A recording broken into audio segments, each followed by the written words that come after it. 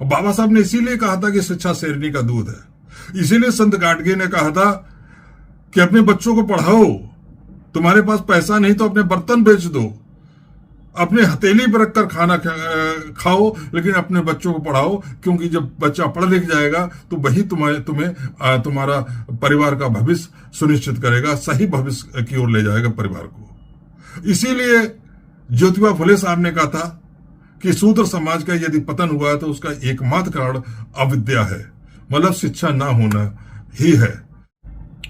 बाबा साहब अम्बेडकर ने कहा था कि शिक्षा शेरनी का दूध है, जो पिएगा वह दहाड़ेगा। उनके ये कहने का अर्थ था कि यदि वंचित समाज के पास या कोई भी व्यक्ति हो जिसके पास शिक्षा होती है तो उसका कोई शोषण इतनी आसानी से नहीं कर पाता है। यदि कोई उसका शोषण करने का प्रयास करता है, उसके हक अधिकार पर को छीनने का प्रयास करता है, तो वह उससे लड़ जाता है, अपने हक अधिकार के लिए, अपने शोषण के खिलाफ लड़ जाता है, क्योंकि उसे मालूम होता है कि संविधान ने उसको इन बातों की सुरक्षा दी है और कोई उसके हक अधिकार पर इस तरीके से डाका नहीं डाल सकता।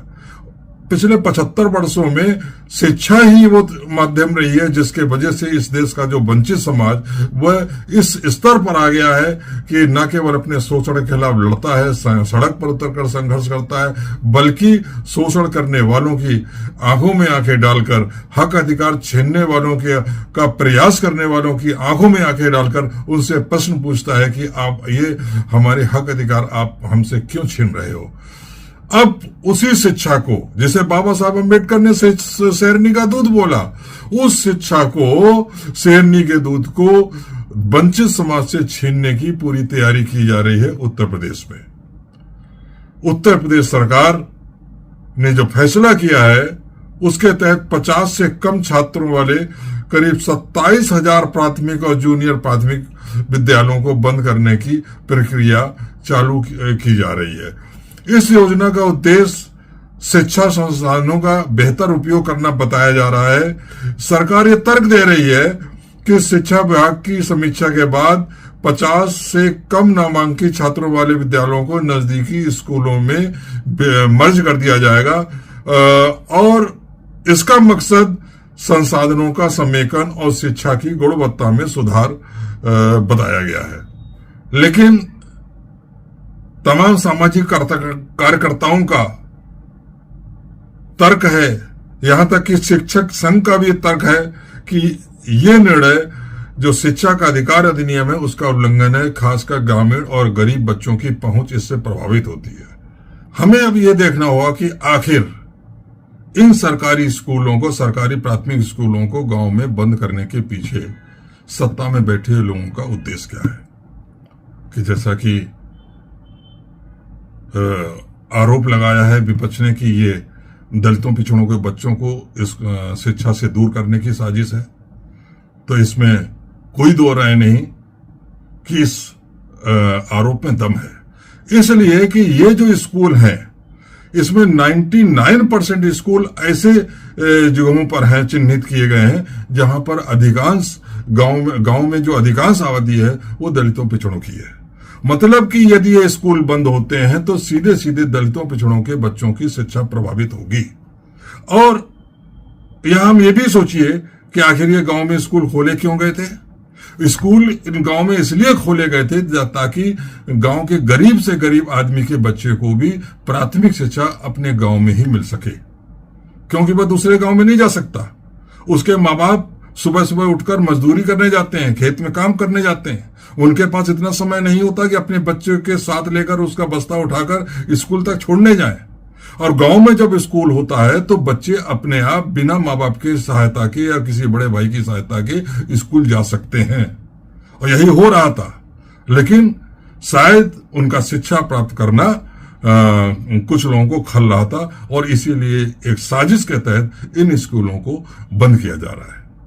और जब ये स्कूल कहा यह जा रहा है कि साहब स्कूल बंद नहीं हो रहे हैं, बल्कि उनका मर्जर हो रहा है, उनका विलय हो रहा है दूसरे अच्छे स्कूलों में। अब जाहिर है कि जब उस गांव से बाहर किसी स्कूल में इन स्कूलों का मर्जर होगा, इनको विलय किया जाएगा, तो वो कितना भी पास हो, 2 किलोमीटर 3 किलोमीटर तो कम से कम दूरी होगी। अब जो गरीब समाज है उनके माँ बाप तो बच्चों के साथ बस्ता लेके उन इतनी दूर स्कूल में बच्चों को छोड़ने जा नहीं पाएंगे। तो परिणाम ये होगा कि आधे बच्चे जो ज्यादा छोटे हैं, आधे बच्चे तो स्कूल जाना ही बंद कर देंगे। वो नए स्कूल में नहीं जाएंगे क्योंकि उनके साथ उनके माँ बाप जा नहीं पाएंगे, घर का कोई व्यक्ति जा नहीं पाएगा, और अकेले माँ बाप उनको अलाउ नहीं करेंगे कि 2-4 किलोमीटर दूर किसी स्कूल में जाए, तो वो स्कूल जाना बंद कर देंगे। इसका मतलब कि एक तरीके से जो शिक्षा से दूर करने की साजिश है वो सफल हो जाएगी। और जो जाएंगे भी वो भी कुछ दिनों बाद परेशान होकर दूरी के वजह से बारिश में उनको परेशानी होगी, गर्मी में उनको परेशानी होगी, इन सारी परेशानियों को जब देखेंगे उनमें से बहुत सारे बच्चे स्कूल छोड़ देंगे। कहने का मतलब है जो आरोप है कि दलितों पिछड़ों को बच्चों को शिक्षा से मरहूम करने का, दूर करने की यह साजिश है। जो सरकार का 27,000 स्कूल बंद करने की योजना चल रही है, 29,000 टोटल 29,000 स्कूलों को बंद करने की योजना चल रही है, जिसमें 2,000 ऑलरेडी बंद हो चुके हैं। ये साजिश पूरी तरीके से सफल हो जाएगी यदि इसका विरोध नहीं किया गया। एक बात और, ये तो साजिश है उनको शिक्षा से दूर करने का, क्योंकि उनको मालूम है कि जितने भी हम हक अधिकार की बात करते हैं, इस देश का जो वंचित समाज है, SC ST OBC है, दलित आदिवासी पिछड़ा है, वो अपने हक अधिकार की बात करता है तो वो इसीलिए करता है कि उसने शिक्षा प्राप्त करी है। और बाबा साहब ने इसीलिए कहा था कि शिक्षा शेरनी का दूध है। इसीलिए संत गाडगे ने कहा था कि अपने बच्चों को पढ़ाओ, तुम्हारे पास पैसा नहीं तो अपने बर्तन बेच दो, अपने हथेली पर रखकर खाना खाओ, लेकिन अपने बच्चों को पढ़ाओ, क्योंकि जब बच्चा पढ़ लिख जाएगा तो वही तुम्हारा परिवार का भविष्य सुनिश्चित करेगा, सही भविष्य की ओर ले जाएगा परिवार को। इसीलिए ज्योतिबा फुले साहब ने कहा था कि शूद्र समाज का यदि पतन हुआ तो उसका एकमात्र कारण अविद्या है, मतलब शिक्षा ना होना ही है। इसलिए शिक्षित होना सबसे ज्यादा जरूरी है। इसीलिए बाबा साहब ने यह कहा कि शिक्षा शेरनी का दूध है। लेकिन अब उसको दूर करने का प्रयास किया जा रहा एक साजिश है। दूसरा, इस साजिश के पीछे एक और भी चालाकी है जिसका ही फायदा वो चुनाव में लेंगे। हम सबको मालूम है कि गांव में जो पोलिंग बूथ बनते हैं वो भी इन प्राथमिक स्कूलों के अंदर बनाए जाते हैं, जिसमें कि चुनाव के समय मतदाता अपना वोट डालने जाता है।